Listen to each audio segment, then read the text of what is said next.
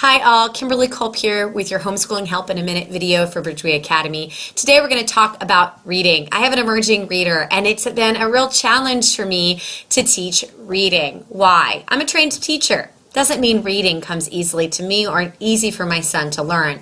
And my most recent child that I've been working with is an emerging reader, but's really struggling in first grade, and he's a hands-on kinesthetic learner.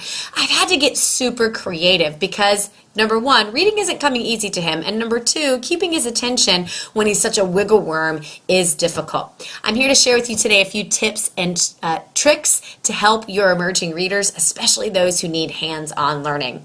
My first and one of my son's favorite ways to memorize and work with his sight words is using Play-Doh.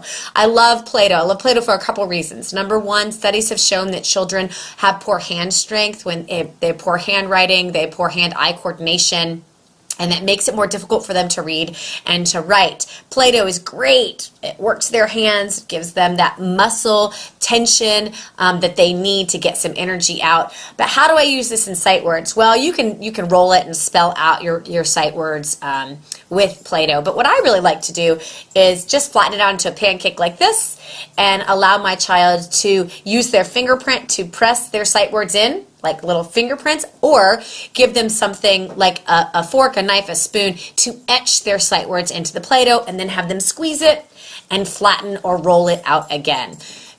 This really helps not with just sight words recognition, but also helps with getting their energy out and really strengthening their hands.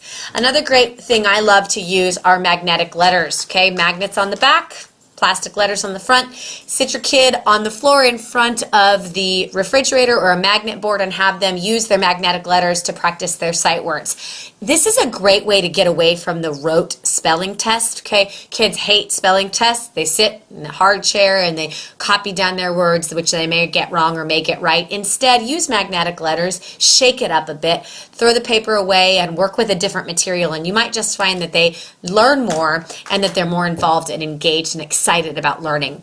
This last tip is my favorite and my son's favorite, even though it might be a little bit messy.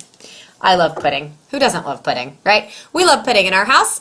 What does pudding have to do with sight words and reading, emerging readers? Well, one thing I really love to do is give my kids total sensory experiences. You'll notice I got this pudding clearance at Jello pudding clearance at the grocery store. It's a super cheap way to give them a full sensory experience when they're reading. Make the pudding ahead of time and put it in a shallow pan.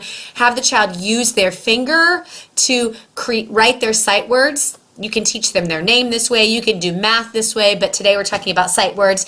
So practice their sight words in the pudding. They get to lick their finger when they're done. Spread, use a spatula to spread it out again, and then try the next word.